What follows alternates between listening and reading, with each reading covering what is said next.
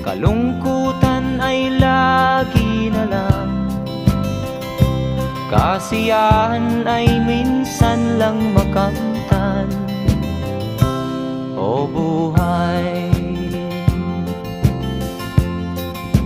kahit sa mga mayaman ay di lubos ang kanilang kasiyahan. Sa buhay ng mahirap ay gayon din, lalo pat kay dami mong mga utang. O buhay,